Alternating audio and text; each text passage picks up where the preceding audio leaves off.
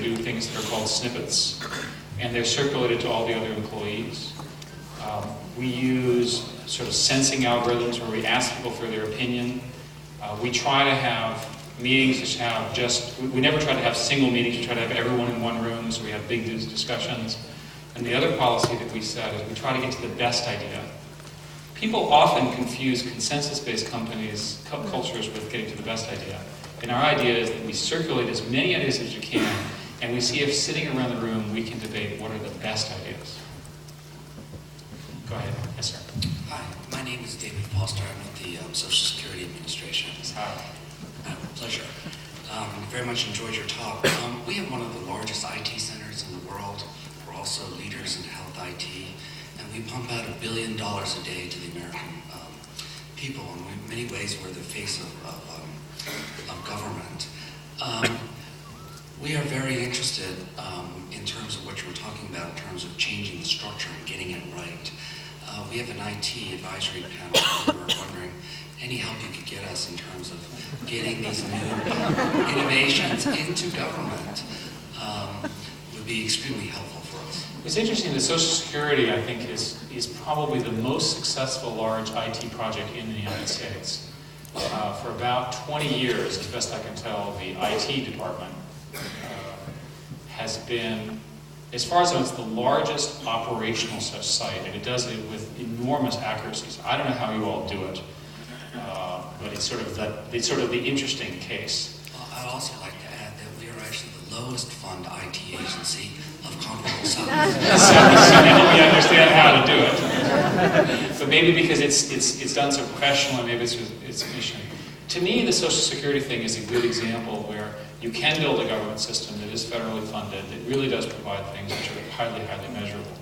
What I would suggest is that the opportunity with all of that data is to make as much of it available, again, in generic forms, for people to analyze, to understand, and to open up some of the information that you have to get others to be able to help you.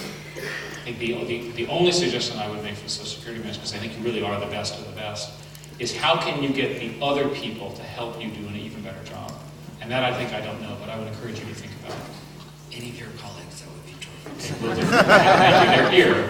Thank you very much. I'm John Simpson. I'm with Consumer Watchdog. I was fascinated by your quote of our success coming from the fact that we don't have a king in this country. Sure. And I guess I would fear that perhaps you have become the king of the internet, and that has all sorts of terrible implications for privacy. And we're very concerned about the way many people enter into Google's web without even realizing that they're having information go in. We've posted 2 videos about that, which are available on our site, consumerwatchdog.org/Google, strangely enough. And we encourage everyone to look at that, but specifically for you, sir, we wonder why you haven't responded to us in over a month about these. These are very well-documented situations, how you essentially look at people's email, even if they haven't opted in, how you are now marketing all of your apps to Congress without really talking about the kind of necessary security that's there with cloud computing, which, we have issues with the privacy things, what you're doing with Congress could potentially, it seems to us, be a breach of security. So we're very eager in working with you. We think that much of what you do is fantastic, but it has to be done in a transparent way. And people, as you said, they have to opt in. Most of your material now, I would suggest, the default does this to you, and there is no easy, simple way, for instance, to opt out of auto-suggest. We have some specific suggestions. We look forward to sitting down and talking with you, and I ask you today, when can we do that? This is not the best time to set up a meeting with me. We can talk about it after. Yes, it's not easy for me to do this in front of 200 people, nor the preferred method. So I have actually read your letter very carefully. I'm generally sympathetic. You make a set of specific suggestions which have to do with SSL, HTTPS, and so forth and so on. Exactly. Our general approach would be to do all of those, except that they make things slower. So, for example, in most cases, the specifics that you talk about, we have the opportunity, but the default is not to use the most secure form because it slows everything down. So it also advantages your marketing efforts. So let's have a transparent Well, again, I can assert to you, as a matter of fact, that that's not something we think about. What we do think about is latency, literally speed. So we're looking at the specific ideas that you talked about, but ultimately we're not, I think, going to do anything that disadvantages speed. What we will do is do things which advantage communication. So I applaud your publishing, your analysis, your area of concerns, and so forth. But we're very, very focused on this from the standpoint of both the combination of performance and privacy. Some of the other specific things that you talked about, for example, you talk about email and sender versus receiver. I'm going to have to take those as product suggestions, and/or that's not how our systems work, but we can do it offline. Well, I would look forward to doing that offline. Thank you very much. Yes, ma'am. Dr. Schmidt, esteemed members of the media, honored colleagues and guests. My name is Elizabeth Holford. I'm with NeutralNet, and I'd like to shift the conversation back to infrastructure. Distributed energy, as well as smart grid applications like automatic outage notification, truly advanced meter reading. Those types of services require a robust 21st century two-way communications fabric in the electric utility industry. And at the same time, things like cloud computing, as well as telemedicine, telework, things that we talk about reaching into rural communities and really allowing people to function at very much higher levels than they have in the past, requires, again, a robust two-way communications fabric. The company that I'm involved in does that. One asset addressing both of these aging infrastructures. And I want to go back to the infrastructure issue because you talked about encouraging and restoring confidence in the government. What are your suggestions as somebody, as a chief development officer and as somebody who's getting a lot of feedback from the markets right now? How do we restore market confidence in investing in infrastructure and investing in innovation? Because right now, all of us realize there is money out there, and where the investments are going are into distressed assets that already exist, and people plan to turn those around in 2 to 3 years, but it is not an investment in infrastructure or innovation. And it's an issue for us right now. How do we restore that kind of market confidence? Well, I think partly we have the correct president to do this, in the sense that President-elect Obama has indicated his support for the notion of a smart grid. There are, in fact, task forces being assembled that are looking at this question and are thinking about it in the context of short-term spending versus long-term. One of the problems that we have is that we can't do, infrastructure spending doesn't generate enough stimulation. That in my conversations I'll say, well, you know, we spend $1 billion here or that, and they're talking about much larger numbers in order to get the country moving again. So I think our problem fundamentally is that we're not a big enough target, right? That the technologies are not mature enough, they haven't scaled enough yet. There's still more technical work, for example, to be done in smart grid. So my message has been more R&D funding in it. Google did a big partnership with General Electric on precisely this issue to try to get more momentum, and it sounds like your company is pushing very hard on that as well. But I think ultimately we have to create a bigger target to get the stimulus to actually include it, and that's, I think, part of our joint goal. Okay, I missed somebody in the back. Yes, sir.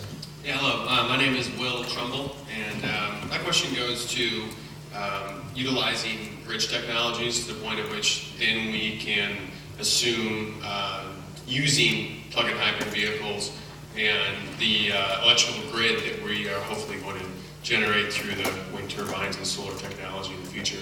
The immediate threat, which we hear come out of folks' mouths day in and day out, is that we are transferring wealth to parts of the world in forms of oil revenues, and rather than shipping our wealth abroad, keeping it here. What is your standpoint and view on utilizing natural gas as a technology, as a bridge technology, until we can create the infrastructure to live off our renewables?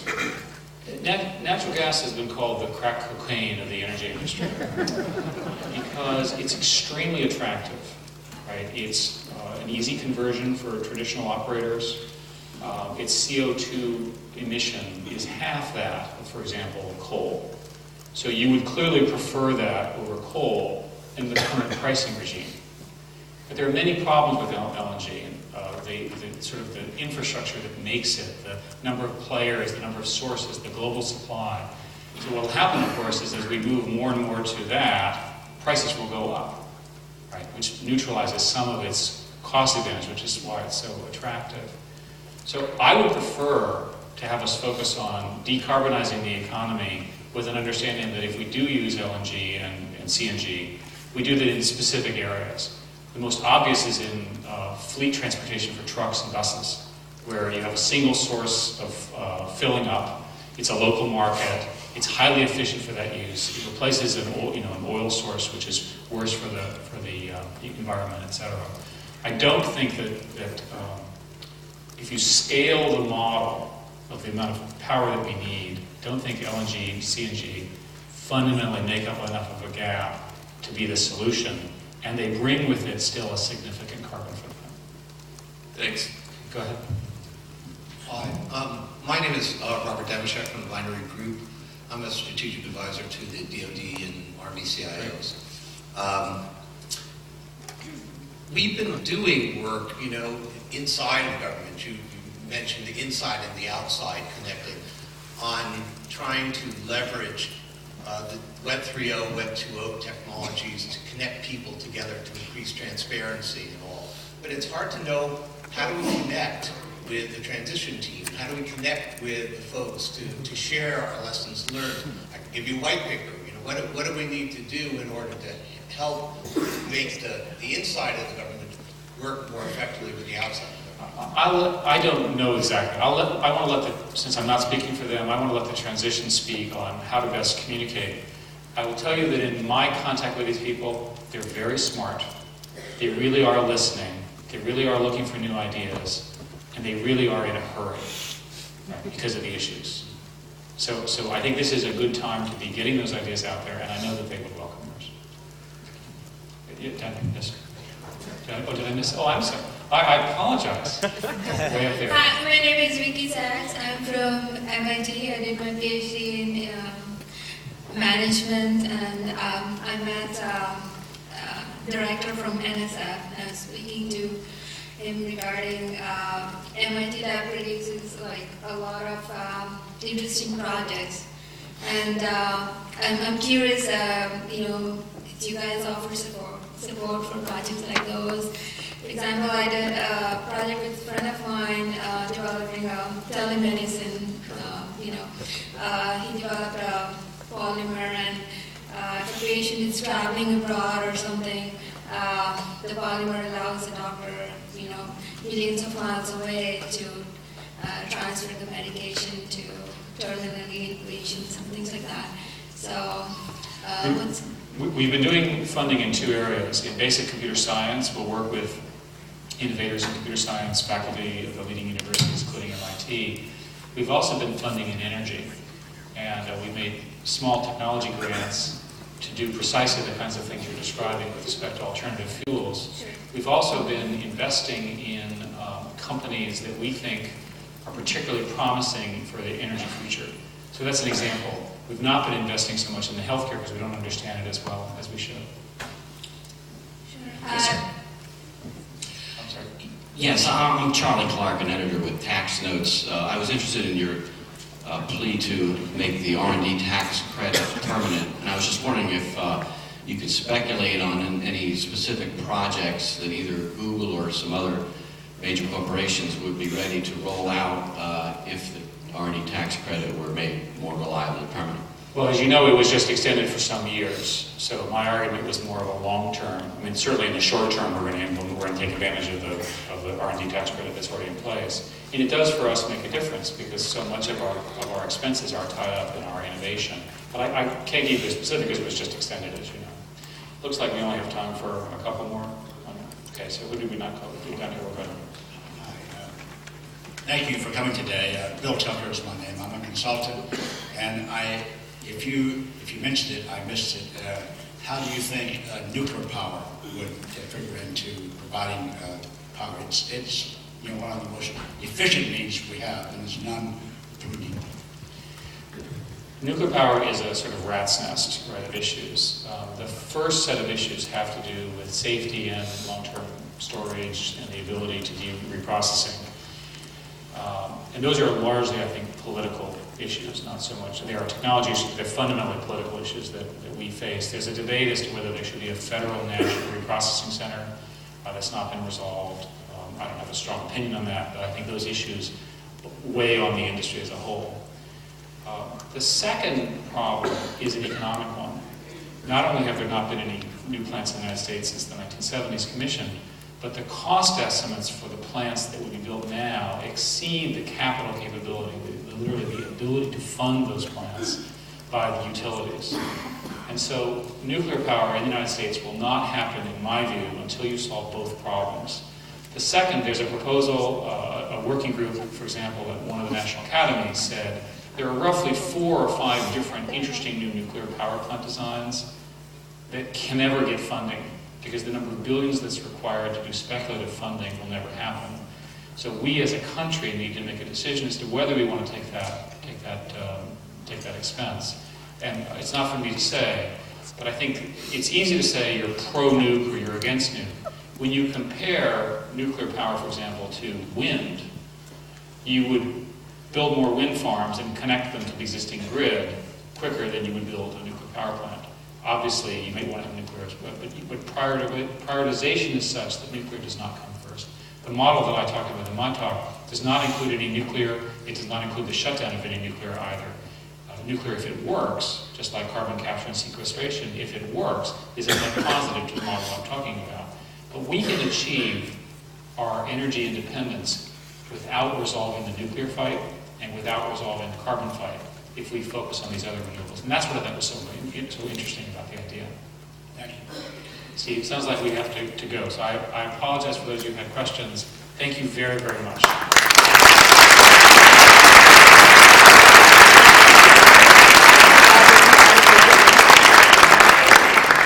behalf of New America, thank you all for coming out this afternoon, and we'll see you next time.